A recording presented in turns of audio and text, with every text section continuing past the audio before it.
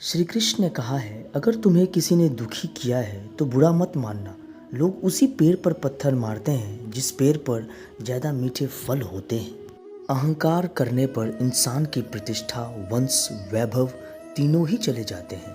विश्वास ना हो तो रावण, कौरव और कंस का अंत देख लो। कृष्ण कहते हैं, जैसे प्राणी अपने पुराने कपड़े उतारकर फेंक देता है, नए को धारण करता है, उसी प्रकार यह आत्मा पुराने शरीर से त्याग करके नए शरीर को प्राप्त करती है। मंजिलें मुझे छोड़ गई, रास्तों ने संभाल लिया, जा जिंदगी तेरी ज़रूरत नहीं, कृष्ण ने मुझे संभाल लिया। भरोसा अगर खुद पर रखो तो ताकत बन जाती है और दूसरों पर रखो तो कमजोरी बन जाती है। आप कब सही थे इसे कोई याद नहीं रखता, लेकिन तुम कब गलत थे इसे सब लोग याद रखते हैं।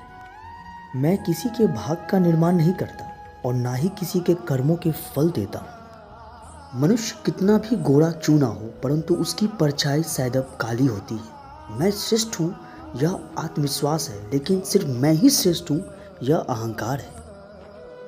जो हुआ वो अच्छा हुआ, जो हो रहा है वो अच्छा हो रहा है, जो होगा वो भी अच्छा ही होगा। तुम भूत का पश्चाताप ना करो, भविष्य की चिंता ना करो, वर्तमान चल रहा है।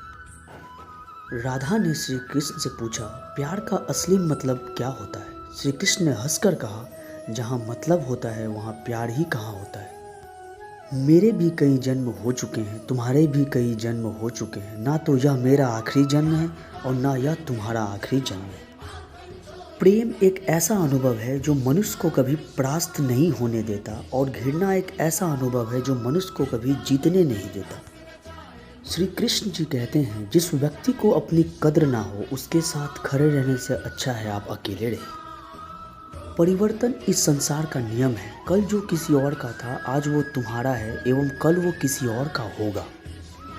प्यार और तकदीर कभी एक साथ नहीं चलते, क्योंकि जो तकदीर में होते हैं उनसे कभी प्यार नहीं होता, और जिससे हमें प्यार हो जाता है वह तकदीर में नहीं होता। श्री कृष्ण कहते हैं, मनुष्य को जीवन में श्रेष्ठ बनने का प्रयास अवश्य करना चाहिए, परंतु जीवन में हमेशा उत्तम ही रहना चाहिए। हर कीमती चीज़ को उठाने के लिए झुकना ही पड़ता है। माँ और पिता का आशीर्वाद भी इनमें से एक है। अगर व्यक्ति शिक्षा से पहले संस्कार, व्यापार से पहले व्यवहार और भगवान से पहले माता पिता को पहचान ले तो जिंदगी में कभी कोई कठिनाई नहीं आएगी। इच्छा पूरी नहीं होती तो क्रोध बढ़ता है, और इच्छा पूरी होती है तो लोभ बढ़ता है। इसलिए जीवन की हर स्थिति में धैर्य बनाए रखें। मैंने पूछा, कैसे करूं तेरी पूजा? भगवान बोले, तू खुद मुस्कुरा और औरों को भी मुस्कुराने की वजह दे, बस हो गई मेरी पूजा।